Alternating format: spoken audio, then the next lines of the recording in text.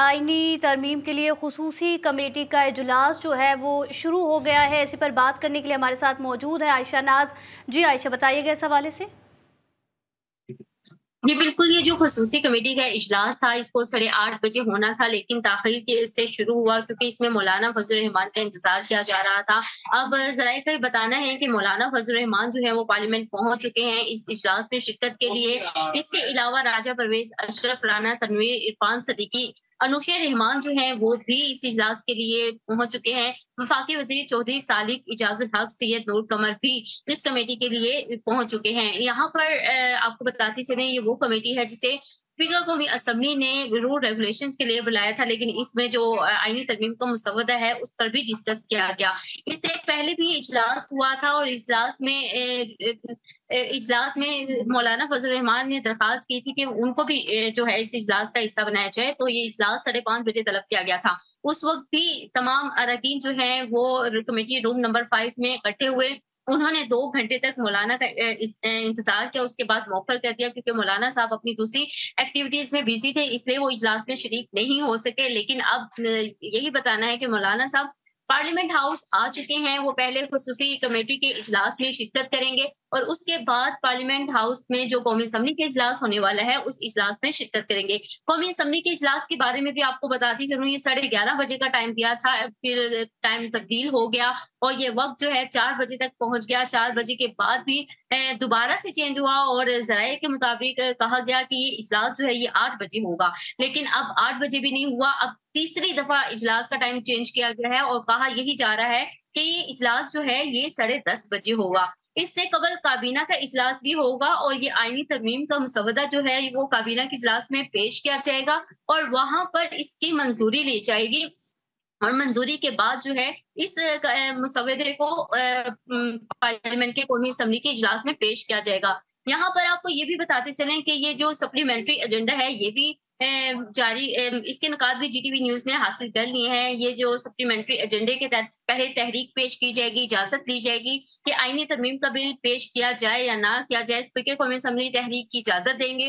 तहरीक के बाद उसके जो आईनी तरमीम का बिल है उसको पेश किया जाएगा और उस पर जो फर्दन फर्दन यानी शिक बाय शिक जो है उसकी मंजूरी ली जाएगी। ये प्रोसेस जो है ये तकरीबन 3 से 4 घंटे का होगा। जिस तरीके से आज सुबह से शाम तक जो मसवदा जब हुकूमत ने मौलाना फजल रहमान को दिखाया और उसकी शिक बाय शिक उन्होंने गौर किया, नुक्ता बाय नुक्ता गौर किया, तो इतना टाइम उनको भी लग गया। लेकिन यहाँ पर मंजूरी के बाद भी जब ये मसवदे की मंजूरी की जाएगी तो उसमें भी बहुत ज्यादा टाइम लग जाएगा। इसके साथ ही सेनेट के इजलास को भी ताखिर से 10:30 बजे के करीब बुलाया गया है। जब बिल को कौमी असम्बली से पास कर लिया जाएगा उसके बाद इसको सेनेट में पेश किया जाएगा। और दूसरी जानिब आपको एक और अहम जो है वो चीज बताती चलूं कि गवर्नमेंट की तरफ से कहा जा रहा है कि ये जो मसवदा है ये 22 निकाती है, लेकिन हमारे रिसोर्सेज के मुताबिक ये बताना है कि ये जो मसवदा है ये कोई 50 से ऊपर नकाती है और ये पूरी तरीके से अभी तक सामने नहीं आया। लेकिन चूंकि सोर्स ने ये बताया है कि ये 22 नकाती एजेंडा नहीं है या मसवदा नहीं है, बल्कि इससे भी ज्यादा है। तो अब सूरत हाल यही है कि पार्लियामान में एक खसूसी कमेटी का इजलास चल रहा है और दूसरी जानिब काबीना के इजलास की भी तैयारियां जो हैं वो जारी है। जैसे ही काबीना के इजलास में मसवदा मंजूर कर लिया तो जाएगा आयशा, क्या और यही वैसे ही वजह है इजलास कि जो इसमें नुकात है बहुत ज़्यादा हैं, इसलिए जितने भी अरकान से हुकूमत राबता कर रही है उनकी ये कोशिश है कि तमाम तर नुकात को पहले पढ़ लिया जाए, जायज़ा ले लिया जाए, उसके बाद ही फैसला किया जाए?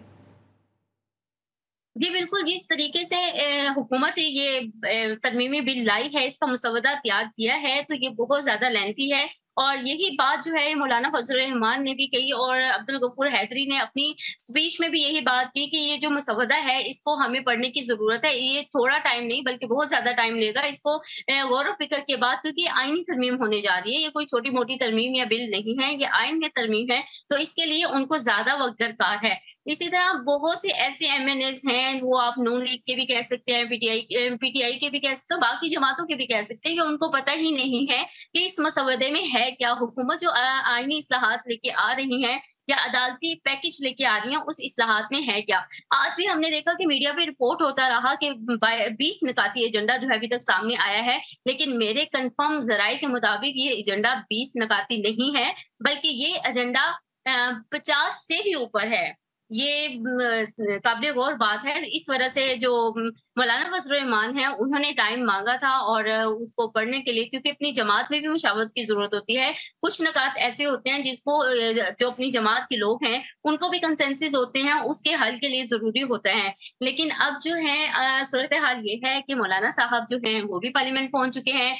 नवाज शरीफ, शहबाज शरीफ जो हैं वो भी पार्लियामेंट तशरीफ लेकर आ रहे हैं और बाकायदा तौर पे कहा यही जा रहा है कि 10:30 बजे असेंबली का इजलास शुरू हो जाएगा, जिसमें जो रोजाना की कार्रवाई है, जो एजेंडा जारी हो चुका है 5 निकाती, उसको कैंसिल किया जाएगा, सप्लीमेंट्री एजेंडा लेके आया जाएगा, उस पर इजाजत दी जाएगी, फिर इस जी आईनी तरमीम को पेश किया जाएगा। ठीक है, एक्सपेक्टेड है कि 10:30 बजे कौमी असम्बली का इजलास शुरू हो जाएगा, जिसमें ये पॉइंट टेबल भी किए जाएंगे। और आयशा हमारे साथ ही मौजूद रहिएगा। मौलाना फजल रहमान आप देख सकते हैं कि स्पेशल कमेटी में शिरकत के लिए इस वक्त वो पार्लियामेंट पहुंच चुके हैं और उनके इर्द गिर्द आप देख सकते हैं कि सहाफ़ियों का भी एक जमे गफीर नज़र आ रहा है। फिर ख़ुद भी JUI के जो दीगर अरकान पार्लियामेंट हैं वो भी उनके हमरा ही मौजूद हैं। और सुबह से ही हम ये देख रहे हैं कि मौलाना फजल रहमान पाकिस्तानी सियासत का आज महवर रहे हैं। हुकूमत हो या अपोजिशन हो, बारहा उनसे रब्ते की कोशिश की जा रही है और हर कोई ये चाह रहा है कि वो उनकी हिमायत में जाए।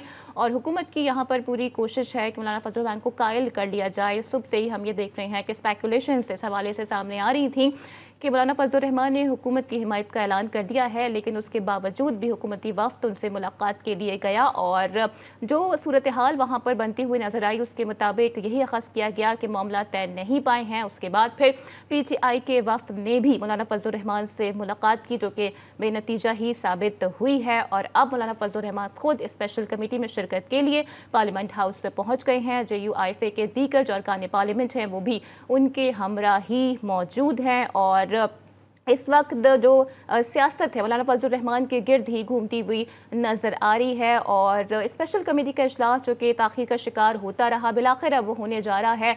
और इसके होने की वजह से अब ये भी अख़ज़ किया जा रहा है कि ऐन मुमकिन है कि कौमी असम्बली का सेशन भी अन करीब होने जा रहा है, जहाँ पर हुकूमत की जानिब से इस बिल को यानी कि प्रैक्टिस एंड प्रोसीजर एक्ट में अमेंडमेंट के बिल को टेबल किया जाएगा। और हुकूमत जो कि बारहा ये कह रही है कि इसे आज न सिर्फ कौमी असम्बली बल्कि सेनेट से भी मंजूर कराए जाने का इम्कान है। और जैसा कि आयशा नाज बता रही हैं कि 3 से 4 घंटे का ये प्रोसेस है। और हुकूमत जो कि बारहा आज ये क्लेम भी करती आई है कि उनके नंबर्स पूरे हैं।